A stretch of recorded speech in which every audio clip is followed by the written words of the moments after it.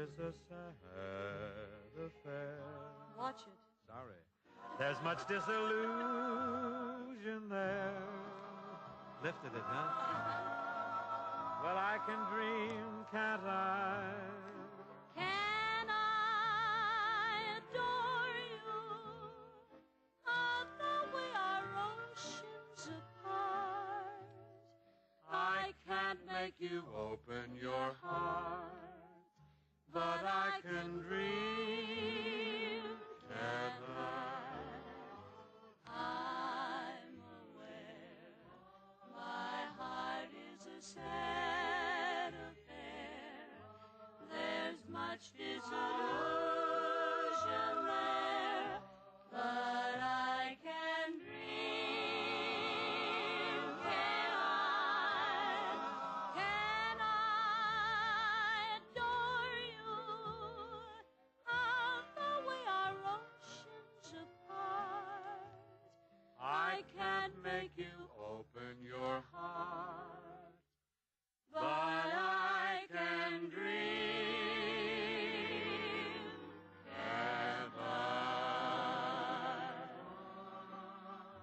Dream on, dream on.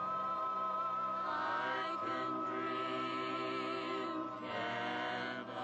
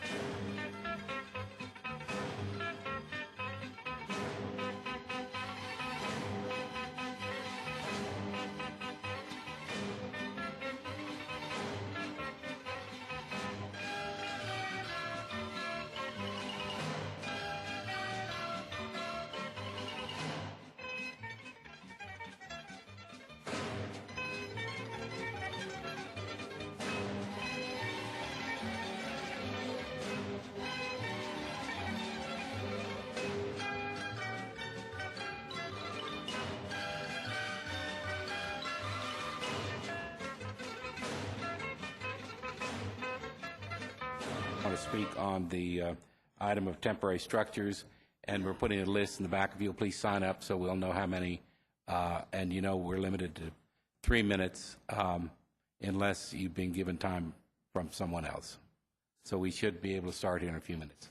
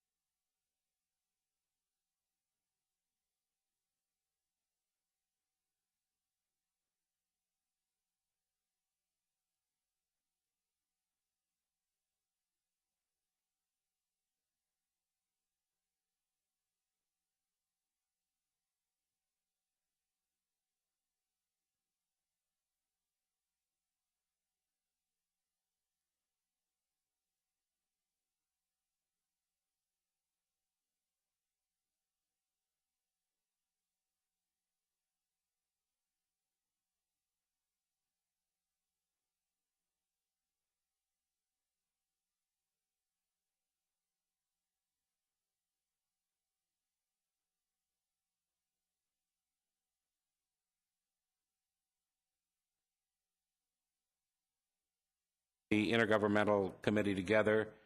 First of all, Andrea James, who is the chair of this committee, could not be here today. She's got laryngitis, and you can't chair a committee without being able to talk. So I'm the vice chair, so I am going to run the meeting today, and my voice is given out, but I think I'll make it. And unfortunately, Paul Schoninger, who's a staff member to this committee, cannot be here today. So we'll cripple along on a wing and a prayer and see what happens. I would like to make a quick change in the agenda and be brought up to date by Commissioner Coe on the proposed new compensation system, which will only take a few minutes. So, Commissioner, if you could. Thank you. I think you're used to hearing regularly from Wally Barker in the Division of Human Resources. We've been meeting over the last few weeks about the progress of the new compensation system and actually have made a decision to push the time frame out a ways on that one. We were scheduled to be ready to roll with a new system July 1, 2009. Given the implementation of PeopleSoft, human capital management module, all of the same people that are involved in the compensation system are also involved in the implementation of PeopleSoft. And since we're paying contractors to help us with the implementation, it made better sense to concentrate our efforts in that area rather than trying to hit the July 1, 2009 date. I regret that Councilmember Gordon isn't here because I know she in particular is interested in this issue, and I'll make an attempt to get up with her personally. But I hope no one sees a problem with this, but it really was a resource issue, as well as the fact that I think we all recognize if we go to a different compensation system, there are some areas of government that would see increases in salaries. And to set the expectation today that we could give those salaries on July 1, 2009, I think is setting an unrealistic expectation. We're beginning to put the budget together, the numbers together to begin working on the budget for 2010.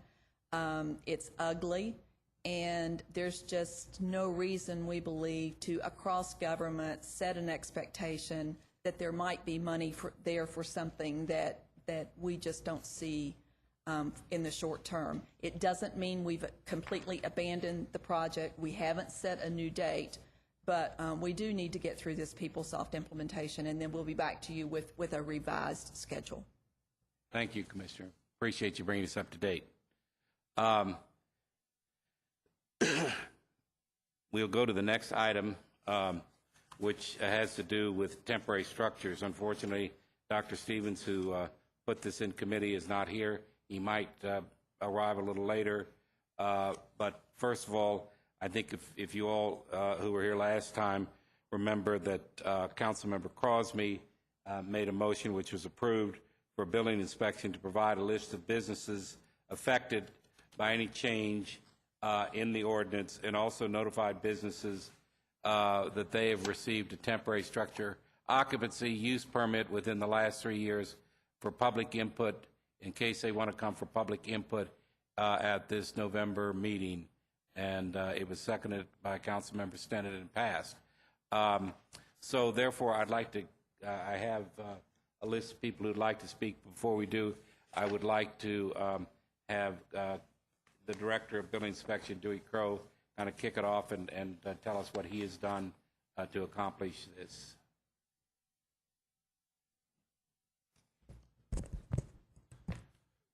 Good afternoon. As the previous intergovernmental committee had requested, we did go back and do a survey of our all temporary occupancy certificates that were issued over the last 3 years. We went through those and determined which one of those applied directly to temporary structures. That turned out to be about 135 total.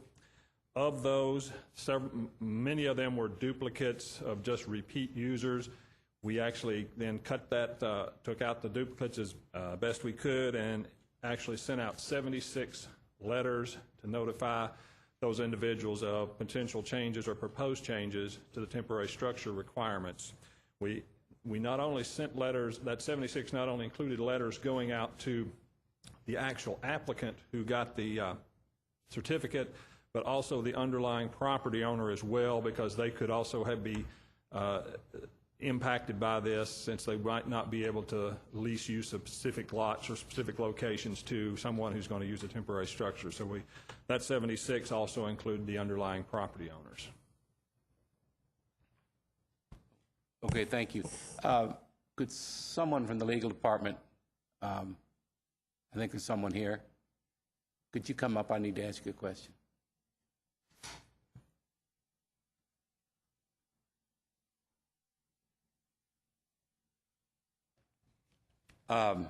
The next presenter has asked to go over the 3-minute limit because she had a letter from 6 people on the 300 block. But do the people have to be here to turn their time over to?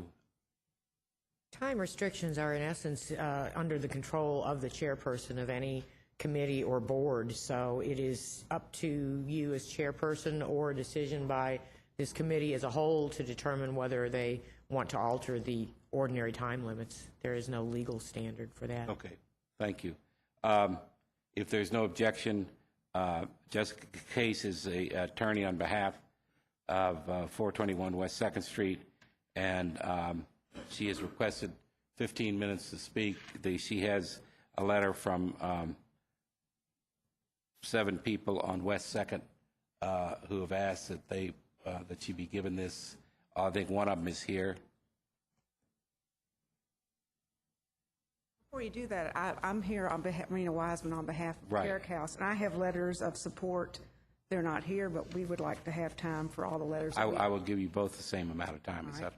Let's compromise at 15 minutes. Would that be all right with everybody here? No?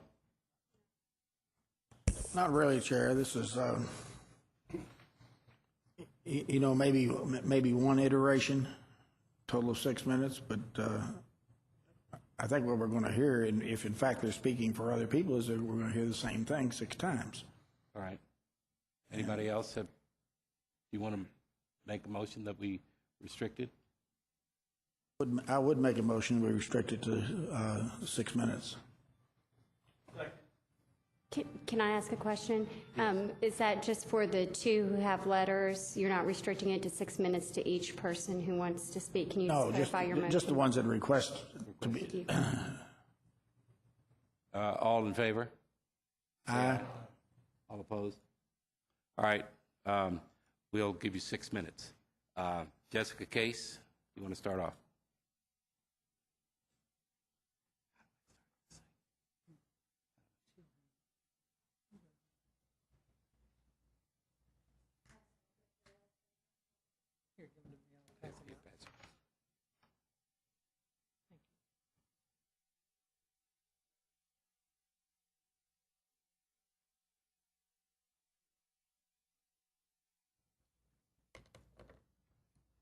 Before I begin, I just want to state for the record that I have asked for 3 minutes for each of the 7 individuals on whose behalf I'm here today. And that this request has been denied and that I've been limited to 6 minutes. In that event, I'll have to skip some of the portion of what I was going to say to you today, but I'll submit that to you in written form after the meeting in the interest of expediency. I'm here on behalf of David Helmers, Daryl Brown, Lindy Brown, John Morgan, Linda Carroll, Lorella Lederer, Kim Comstock. My clients are either residents or own businesses with offices on 3rd Street between Limestone and Martin Luther King. These Lexingtonians care about their neighborhood, about downtown, and about the development of our community as a whole, and they support the text amendment proposed by the LFUCG Legal Department, now being considered by this committee. Why do they support this text amendment? Well, for a number of reasons. They support the text amendment because it is needed. As you all know, under the current state of the law, the Kentucky Building Code at Section 107 allows local building officials to issue permits for temporary structures and uses limited to a period of no more than 180 days. This is the only guidance given us when dealing with the issue of temporary structures, either in the Kentucky Building Code or the LFUCG zoning ordinance. The way this is currently interpreted, a property owner can erect a structure, any type of structure, from tents to mortar buildings and beyond, and call it a temporary structure if they agree to abide by the 180-day time limitation. The limitation requires only that the property owner, at the expiration of the 180-day period, render the structure unusable for as little as 1 hour. The property owner is not even required to remove the structure from the property before reapplying for another 180-day permit and promptly re-erecting the structure. This cycle can continue ad infinitum. This cycle is most recently and perhaps most infamously demonstrated by the 4,000 square foot temporary structure erected adjacent to the Carrick House property on North Limestone. The structure was erected in April of 2007 and was permitted for the 180-day period ending October 18th, 2008. What was supposed to happen at the end of this 180-day period was that the tent was to be removed entirely from the site and then another permit was to be applied for. Instead, what happened was that the structure was partially taken down and rendered unusable for less than 1 full day. The picture of the tent structure as it was fully dismantled is in the packet of materials I gave you and demonstrates that it was not removed from the property, but only partially taken down. You might ask, what is wrong with this cycle? I'm sorry, should I stop? Is there? Okay. Well, this cycle allows a property owner within an H1 overlay to avoid the protections afforded by that overlay, including that certain modifications to properties within an H1 overlay must be approved by the LFUCG Office of Historic Preservation or the Board of Architectural Review to ensure that those changes comply with the design guidelines and maintain the integrity of those historic districts. Currently, a business owner within an H1 overlay must obtain BOAR approval before installing a sign for their business or before executing a landscape plan, but does not need to obtain prior approval before installing a temporary structure on their site. In other words, and again using the case of the Carrick House as a paradigm, the property owners had to go through a more arduous review and application procedure prior to installing the wooden sign in front of the Carrick House than they did before erecting the 4,000 square foot structure adjacent to the house. Another problem with the existing scheme is that it discourages property owners from constructing permanent structures that would comply with the relevant guidelines and inspections and would more fit appropriately within the fabric of our community. As the law currently stands, a business owner is discouraged from embarking on the oftentimes lengthy design review and approval process necessary to obtain a permit to build a permanent structure. Yet another problem with the existing scheme is that it allows a property owner to avoid property taxes by conducting business in a temporary structure not subject to such taxes. In the case of the Carrick House temporary structure, LFUCG is thereby missing out on an additional 5,000 square feet of property taxes each year, 4,000 to 5,000. My clients support this text amendment because both the Council, the LFUCG Legal Department, the Office of Historic Preservation, and the Office of Building Inspection have all recognized the problems posed by the current state of the law and the need for a definition of temporary structure within our zoning ordinance.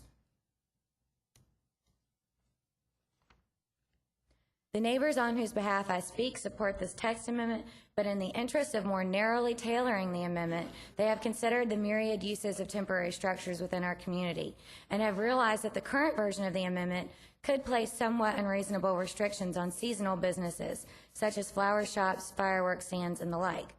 These are businesses who oftentimes operate in temporary structures on the same piece of property, but who do not operate continuously throughout the year.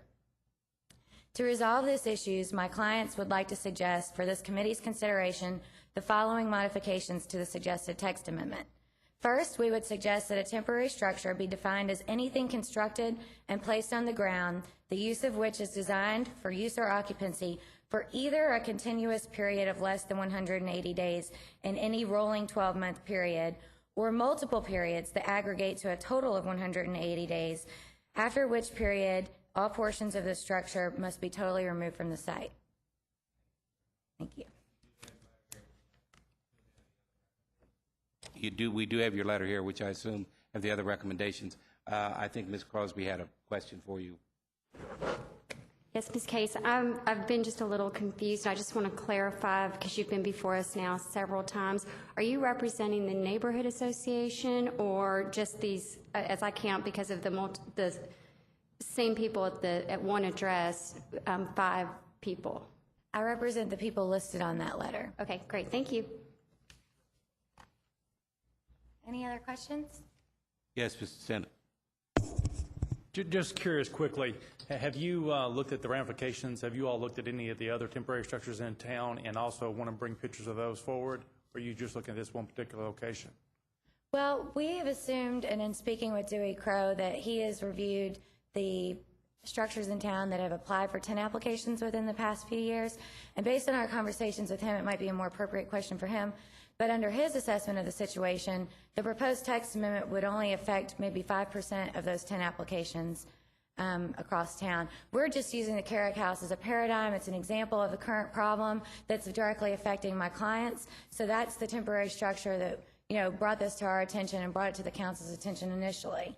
So I would assume that the more detailed examination of the impact would be done by legal and building inspection, who have apparently done that analysis and determined that the definition needs to be in the zoning ordinance. Well, obviously your main concern is just this single property, but any of your proposed language in our text amendment would affect every property in Fayette County. So that's why I asked if you've looked at any other specific property, but you answered it. Thank you. I totally, is that not a question? Okay. No, thank you.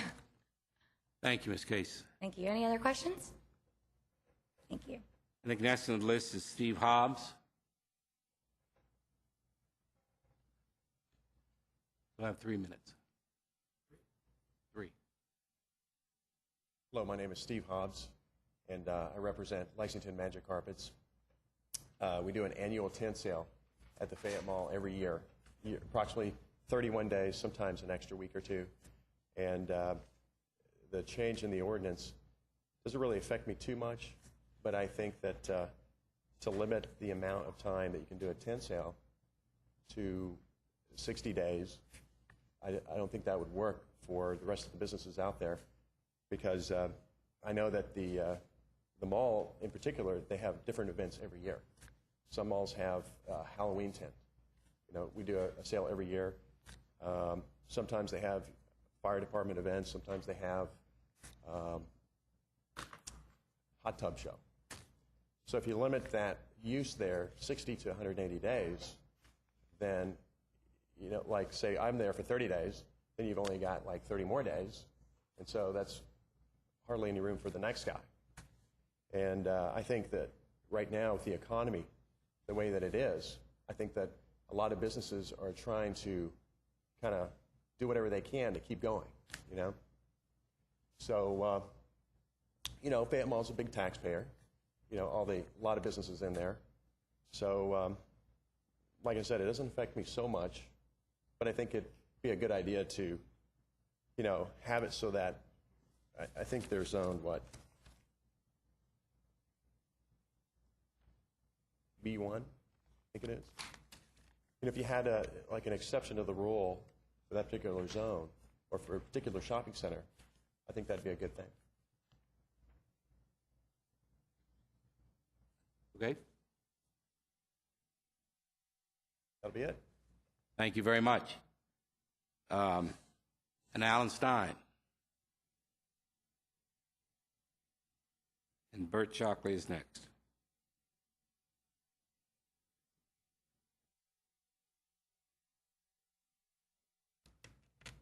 Thanks, Mr. Chairman. 3 minutes is very easy for me to do. You know, I can only go for a minute and a half. A couple of things to consider. I'm Alan Stein, president of the Lexington Legends. In consideration of this text amendment, just a couple of thoughts and considerations for you to recognize that the text amendment itself may have overarching ramifications for multiple businesses in our community.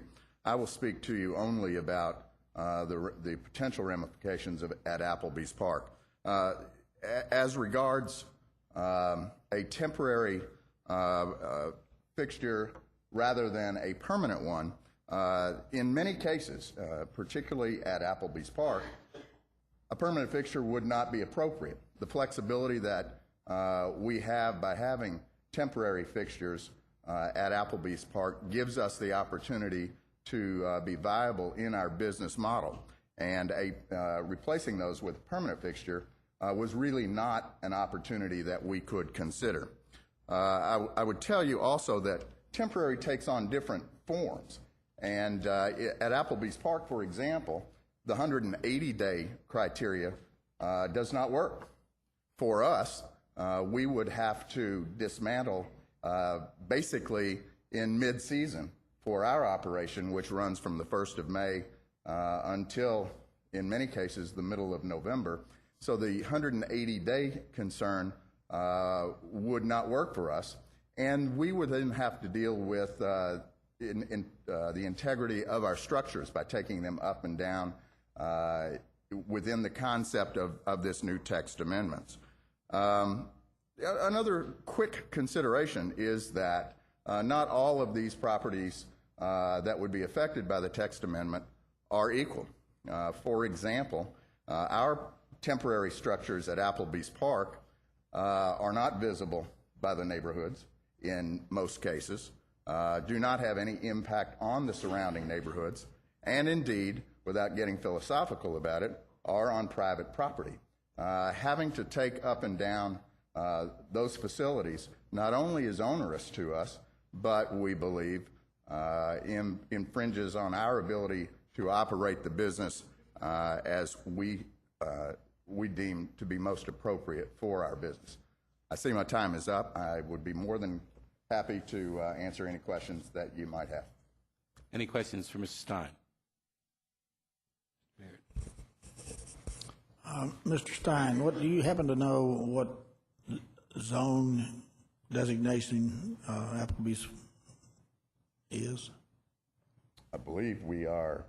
I think the entire property has been rezoned to B3. Okay, thank you. Yeah.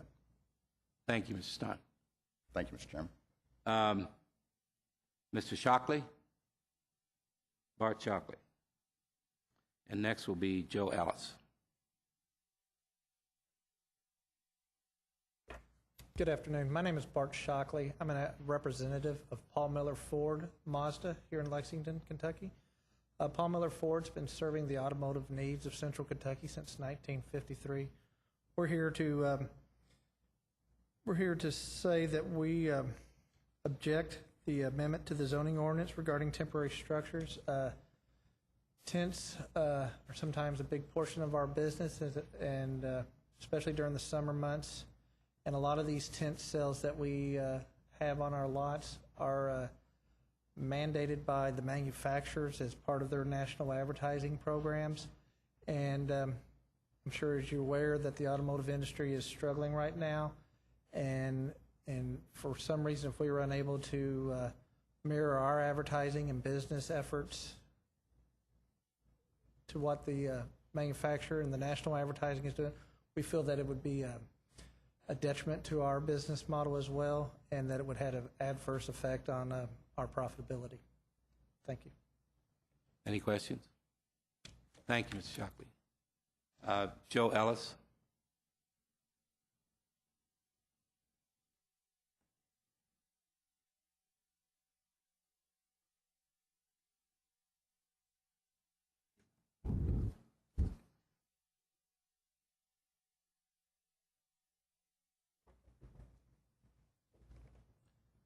Mr. Chair, I am Doug Martin. I'm here appearing on behalf of Joe Ellis and Sally Daugherty and myself. Mr. Ellis and Ms. Daugherty have ceded me their time, so I guess I would request 6 minutes.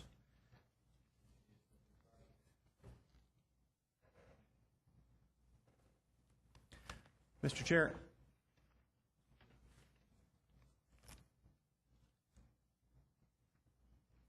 Thank you. Mr. Chair, I am Doug Martin, and Richard Murphy and I represent Sunshine Grow Shops and Thoroughbred Energy, who is the landlord for Sunshine Grow Shops. Joe Ellis and Sally Daugherty from Sunshine Grow Shops are here with me today. Sunshine Grow Shop is a central Kentucky business which has 3 locations in Lexington. 2 of the locations operate about 8 months a year. The 3rd location operates about 3 months. But that same location is later used by others for sale of fruits and vegetables, and later for Christmas trees.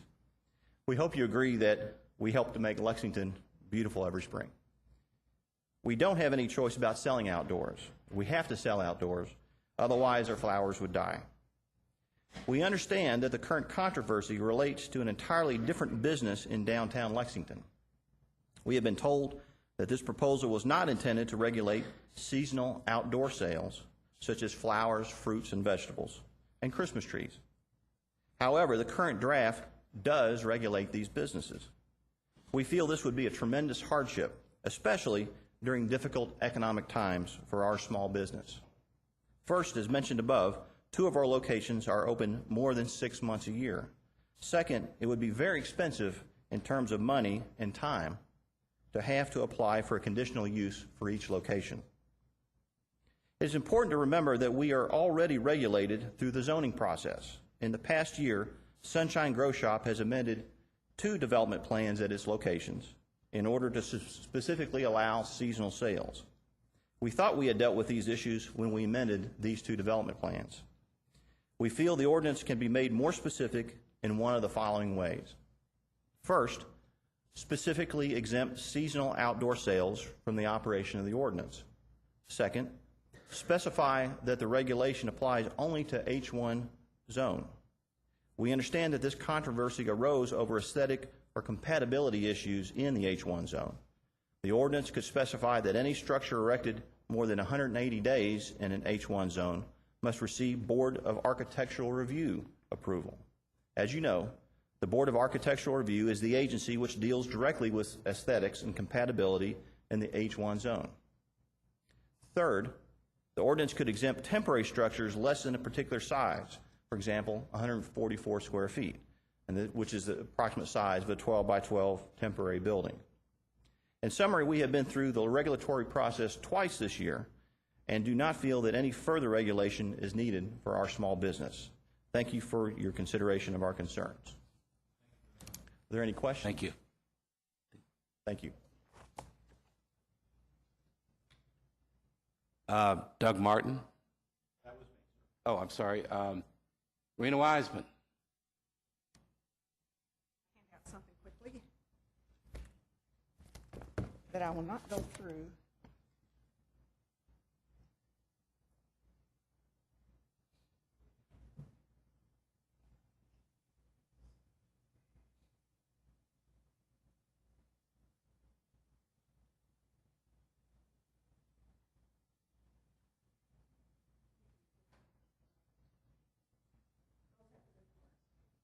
Would you set the clock for 6 minutes?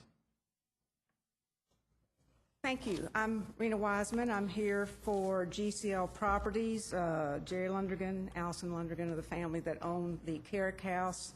We were here last month. I think you know our interest in this.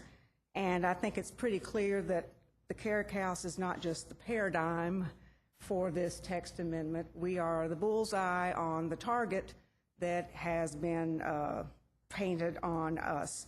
And we very much oppose this text amendment. We want to go through some things in response to what's been said today. First of all, I think from what you've seen just a little bit is temporary structures are important to many types of businesses, not just our business. You've heard car dealerships, the ballpark. There are restaurants. In your packet, we have photos of tents that are up year-round at places like the Atomic Cafe, temporary structure at Sal's, the garden shops, car wash. And as that demonstrates, this is not just because somebody is discouraged from building a permanent structure. It's because the nature of their business is such that it is appropriate to have a temporary structure.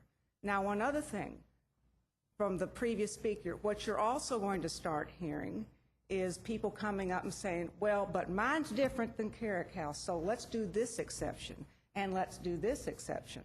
Again, this cannot be viewed, and I hope the council does not view this as a way to come up with a regulation that only affects the Carrick House. That's not appropriate use of your legislative authority.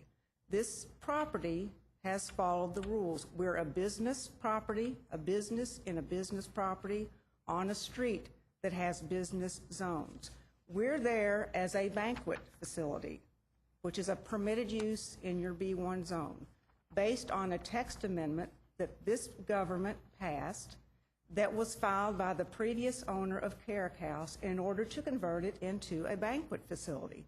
And that definition in your zoning ordinance says this use may also include, as an accessory use, events conducted outside the main building in tents or other temporary facilities subject to the issuance of a permit by building inspection. So it was recognized when you passed this that one way to encourage the preservation of older residential buildings or businesses that we wanted to preserve was to allow them to be put to use as a banquet facility, and that part and parcel of that was the ability to have a tent or temporary facility. And many times it is necessary to go beyond the 180 days. These are completely arbitrary numbers that you have been presented with. For some reason, a temporary structure is appropriate for 60 days without anybody saying anything. But if it's between 60 and 180 days, we need to go through an adjudicatory hearing before the Board of Adjustment to determine now that it's suddenly inappropriate. And it is an inconvenience to these businesses to come back year after year. And what will happen is the ones that get approved, nobody comes. The ones that get disapproved, the room is filled. There's no standards, no criteria for this. It's just an arbitrary number of days. So this is something that we think, again, you need to be careful because it is being brought up by a very small group who do not like the Carrick House. Everybody was very happy that we renovated the Carrick House and that it's successful. But now there are some that don't like the greenhouse. That is a temporary structure. It can be removed. We followed the rules. We've continued to follow the rules. What we're upset about is that now that we've spent all this money and we're going to pay our taxes, we're assessed at over $2 million, so I don't think the government's going to not get their benefit from this, as well as the other taxes. Now that we've done this, the rules are going to be changed, and we have not heard what the harm is from our temporary facility that's there. This ordinance has also not addressed the agricultural zones. They're not mentioned in this at all.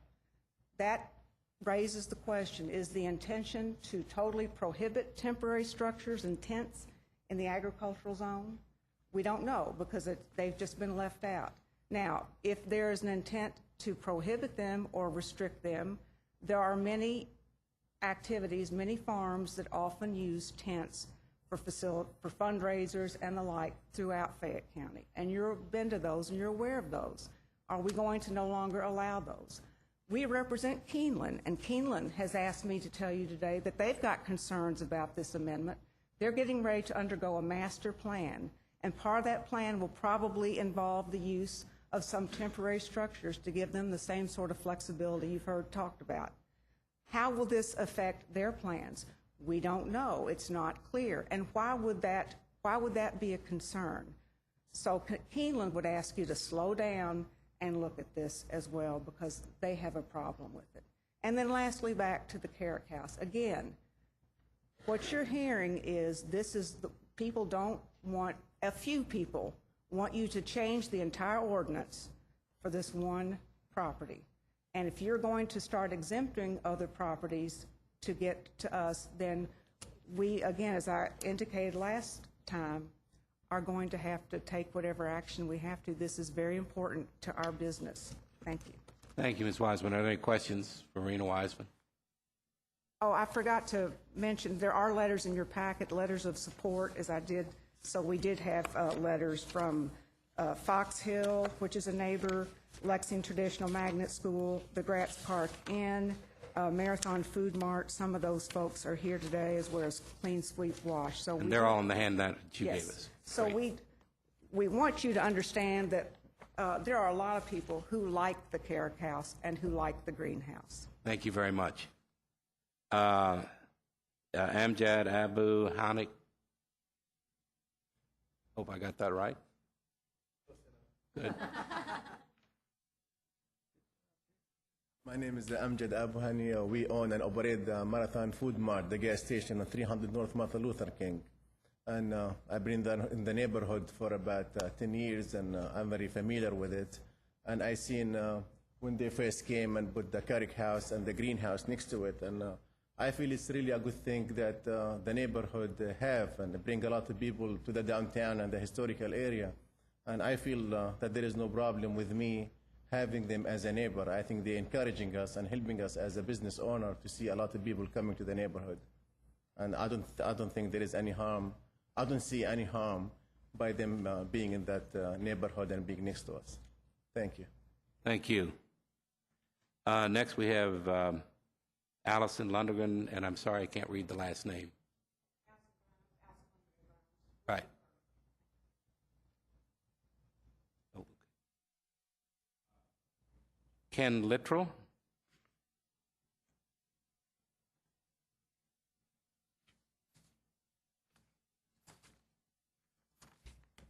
Yes, sir. I'm Ken Littrell, small business owner, Clean Sweep Car Wash. And we have two locations, but specifically our location on Richmond Road, we have a small tent that we use for detailing our vehicles in. And it's the sort of thing that we use. It helps out in the summertime, provides shade, keeps the surface of the cars cooler. It was very handy even today as it was raining, and we're still able to do detailing, carpet shampoos, and interior work on vehicles. Obviously, this amendment has come about as a result of one situation with the Carrick House and the tent located there. And I would just encourage you to, whatever it takes to resolve that conflict, that we would not try to impact every other business in town as a result of it. Thank you. Thank you very much. Any questions? John Morgan. All right. Anybody else that didn't get on the list? All right.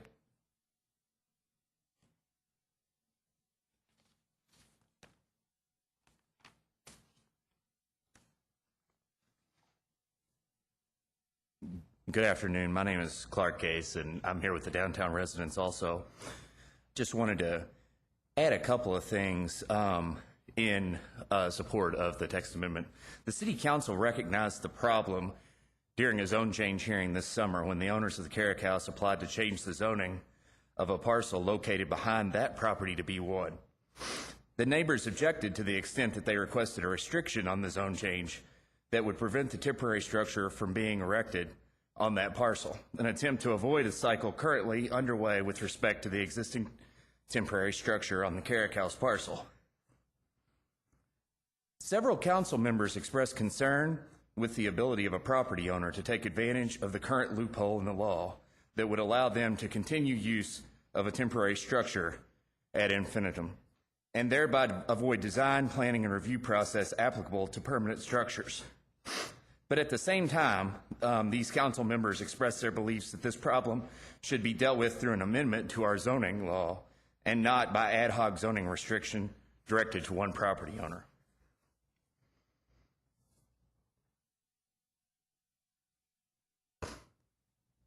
Another important point is that the language concerning conditional uses in the amendment, which would require the Board of Adjustment approval, could be modified to include temporary structures designed for use or occupancy for either a continuous period of 61 to 180 days in any calendar year or multiple periods, each of less than 30 days, that aggregate to a total of more than 120 calendar days, but less than 180 calendar days in a calendar year. This suggested language could help to alleviate the problem that could be encountered in the circumstance that multiple entities seeking to utilize a temporary structure on a piece of property at various discrete times during the course of a year. Another suggested way to modify the language so that it does not affect all of the business owners who have expressed concerns with a broad stroke language is to exclude seasonal uses of temporary structures from the definition of temporary structure. And one might also consider exempting the use of temporary structure to make an otherwise permanent structure usable for the whole year. We support this text amendment because, if carefully considered and narrowly addressed to the problem at hand, we believe it would lead to a more carefully considered development of our city, and because we do not believe that it will lead to any of the parade of horribles that some suggest. And one final very important point is the fact that with the narrow tailored, it can be very specific, and it can help in the fabric of downtown. Thank you. Thank you very much. Okay, anybody else? All right, if not, I'll turn it back to the committee. Any more comments from Mr. Stennett? Thank you, Chair. Dewey, can you come back up to the mic for a second? It was stated earlier that only about 5% of the people who have temporary structures will be affected. Of the 76 people that you mailed letters to, how many would be affected by the proposed changes to the current law? I don't have any specific information directly on that. I did make a comparison by the individuals that contacted us directly in regards to the letter that was sent out, that the best as I could tell, the ones we had talked to, only about 5% of those would probably have a problem. Again, that's of the ones that contacted us with issues and had questions about what the amendments would do. In most of the cases, the 60-day limit was workable for the individuals that I spoke to directly and that some of my staff spoke to. There were some, obviously, that would not work for them and would become an issue that the 60 days would be too limiting on what they usually do in the way of use of temporary structures, particularly where you have one lot or one location where you tend to use have multiple uses throughout the year. Say early in the spring, you'll have the plant sales, then they will become the fireworks sales in the summer, which then are the produce sales in the fall, and ultimately Christmas tree sales in the holiday season. Total together, those would probably exceed the 60-day limit in most cases, which would present a problem for that particular location. But again, most of them that I spoke to, and the 5% figure is kind of what we came up with of those that called in, and that is by no means the majority of the 76 that we sent notices to.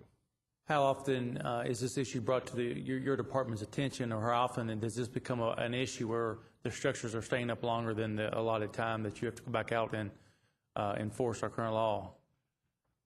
Well, in the case of something that's more than 6 months, I don't recall in the previous having an issue where one was up that amount of time and that was kept up beyond that caused a problem.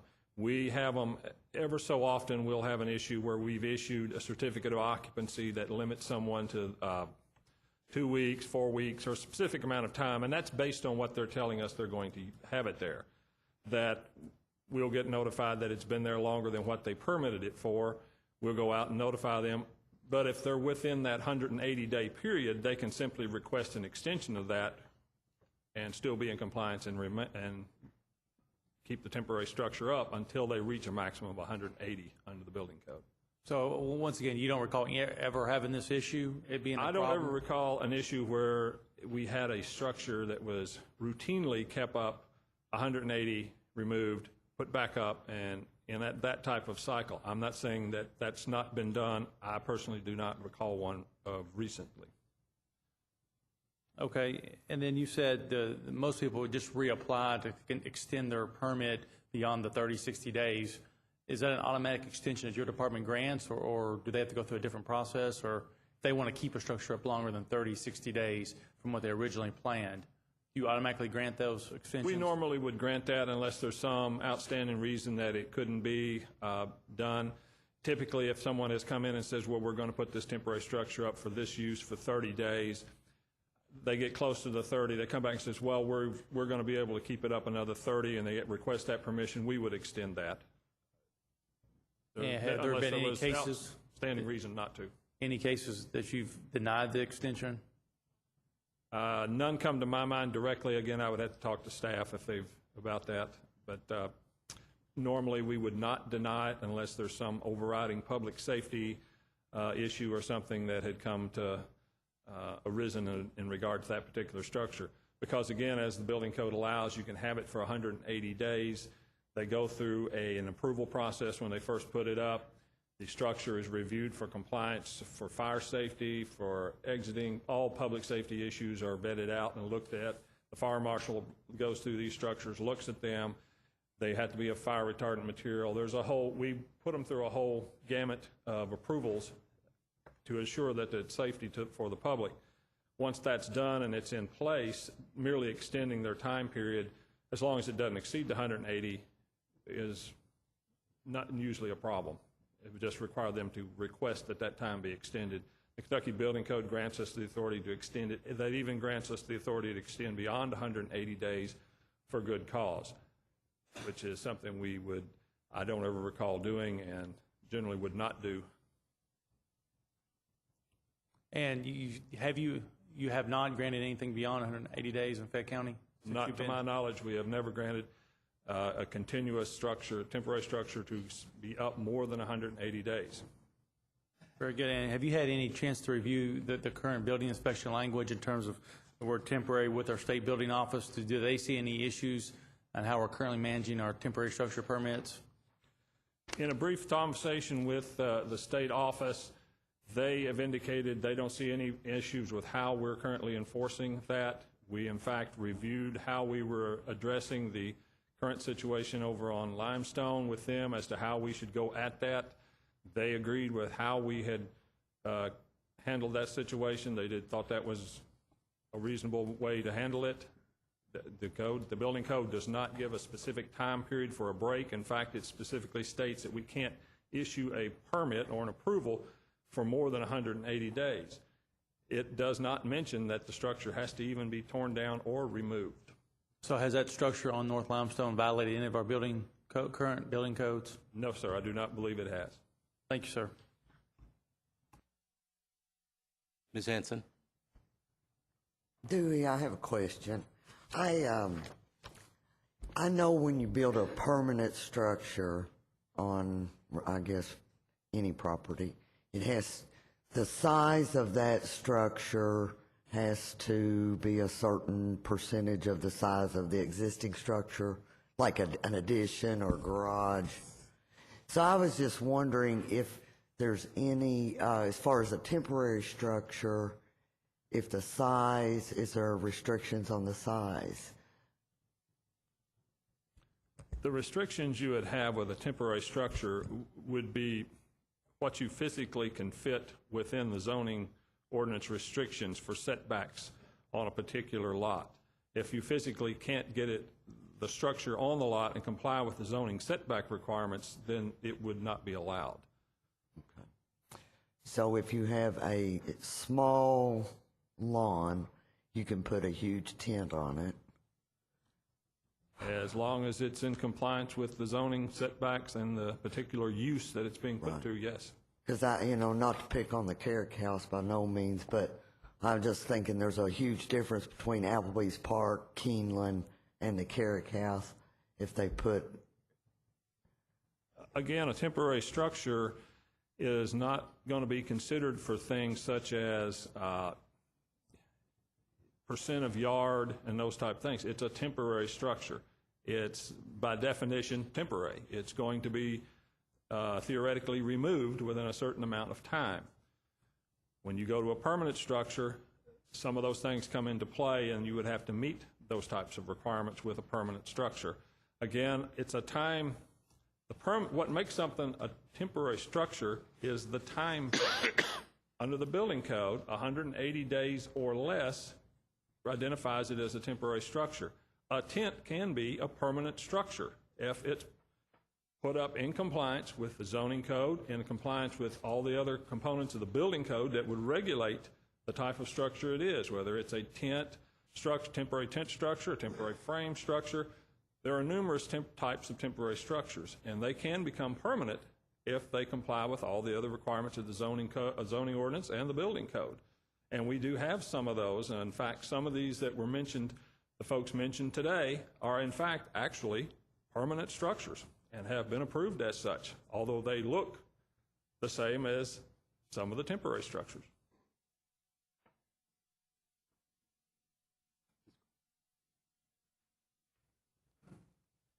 Yes. Mr. Blevins. Thank you, Chair. Mr. Selly, could you come up for just a moment?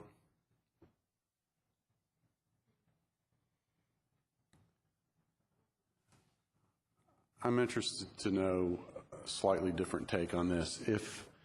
Let's pretend the Carrick House example for a moment, let's pretend that was a permanent structure. What process would they have had to go through to be allowed to do a permanent structure there?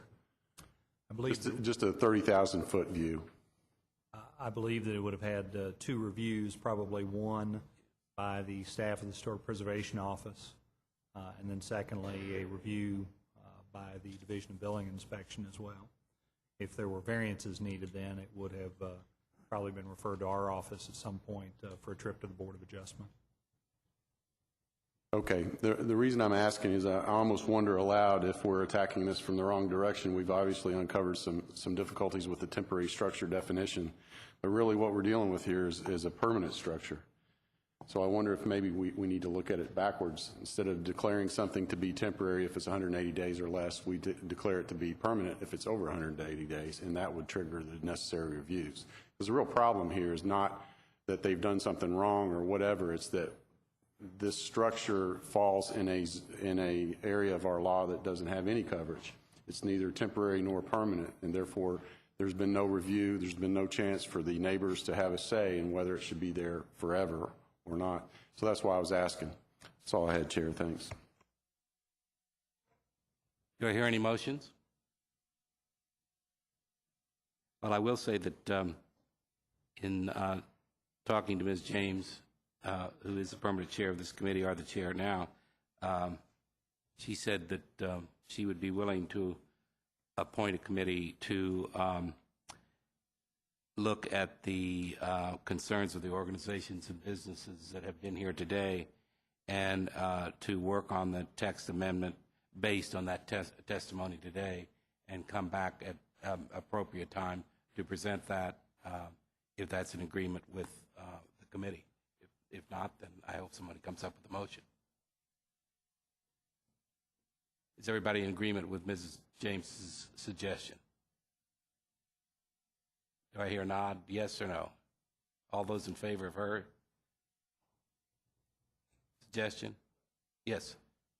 What will be the task of the committee? I mean, what's the mission? To look at the single task of- property or to look at the whole ordinance? Look at the whole ordinance. That's what she had explained to me in an email. Look at the whole ordinance based on the testimony that was given here today. For the first time, we have heard testimony from other people who have temporary structures or tents or whatever they may be, and this is the first time we've heard that, and I think that she was hoping that by appointing a committee to look at the whole ordinance and come up with something or whatever their suggestion might be at the next meeting of the Intergovernmental Committee.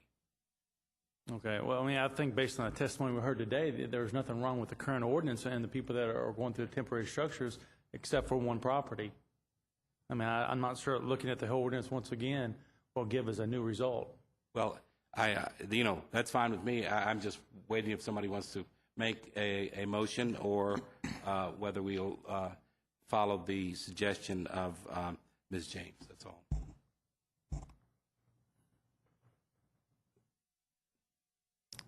Well, yes. I just wanted to make a comment, I guess, as to what I'm feeling here. While I regret the fact that the structure is there, the fact is it is there, bought and paid for. And to target something because technology has allowed us to do things in 2008 or in the 21st century that the present ordinances and zoning matters didn't think about, I guess, previously. And I'll give another example, and that was the flashing billboard on Nicholasville Road that everybody got up in arms about, and which I considered a technological marvel more than flashing, and somewhat unfair in that Rupp Arena is allowed to scroll all types of things across their building, and they could allowed to do that, and this wasn't. But and we found that with those types of billboards, they're all over the country now, and we're just a little bit behind the times. In this case, to have some kind of special targeted text amendment or ordinance to disturb something that somebody has adhered to all of our rules and regulations, it just doesn't set right with me. It's a fairness issue as far as I'm concerned. Thank you. Thank you. Well, if I don't hear a motion, all I can do as the chairman is to make the recommendation to Ms. James based on what she had emailed me for her to appoint a committee and to see if they can come up with a fair ordinance based on the testimony that was here today, and I'm sure she's listening at home because she is sick. But if no one else comes up with an ordinance, I will just pass that on to her, and I assume that everyone would be in agreement on this. If not, please let me know. All right, we'll do it. We'll handle it that way, and I don't know when she'll be ready to come back with something, whether she'll be ready whether she will be ready at the next meeting. When is the next meeting? Does anybody know? I don't. I don't know if there's one in December or not. But anyway, there'll be plenty of notice of it, and whether the committee would be prepared at that time to come up with some recommendations, I'll have to ask Ms. James, and I'm sure that she'll notify the key people that were here today and when the meeting's going to be and whether they'll have a recommendation.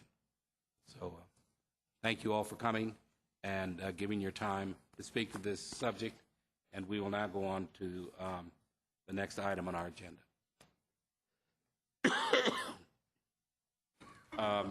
The next item has to do with boards and commissions, which was brought up by Councilman Myers. Councilman Myers is not here today. Yes. Oh, report out on that if I might. You have in your packet, starting on page 10, a memorandum from Councilmember Myers to Councilmember James, who's the chair of Intergovernmental, as to the work that was done and the recommendations that have come out of the multiple meetings that took place. The council members involved were myself, Dr. Blues, Councilmember Crosby, Councilmember Ellinger, and Councilmember Stinnett. And as is indicated in the memorandum, we had 7 meetings, all with the Citizens Advocate, Ms. Beck, and we worked our way through primarily 2 things. And if you will follow, there's a policy and procedure manual, which is somewhat simplistic in nature, but which we wordsmithed to death, I might say. And with the help of our English professor that was able to give us a lot of help on that. And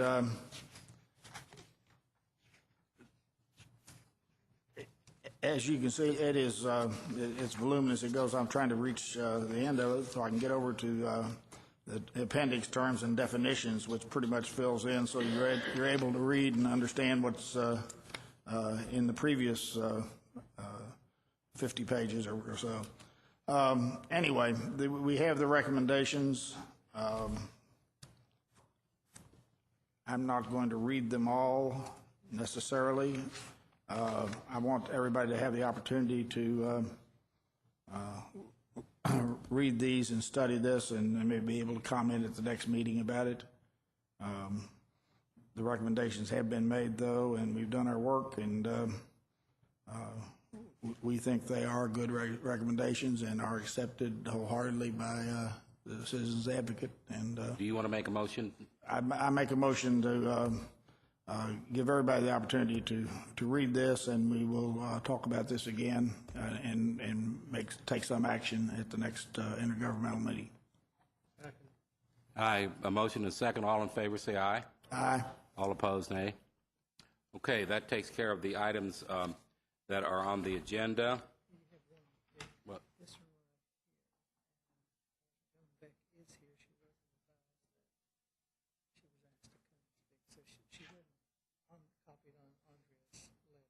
She what? She wasn't copied on Andrea's letter. So she says she's ready to speak, but she can defer to the next meeting if you want to do that. Ms. Beck, I think because Mr. Myers is not here and Mr. Ellinger did not come and our chair is not here today, that it was a recommendation that this be postponed to the next meeting. That's it's all right fine. with you. That's fine. Thank you very much. Thank you, sir. If you'll turn to the back page, are there any of the items that are there that you want to bring up to be taken off? Or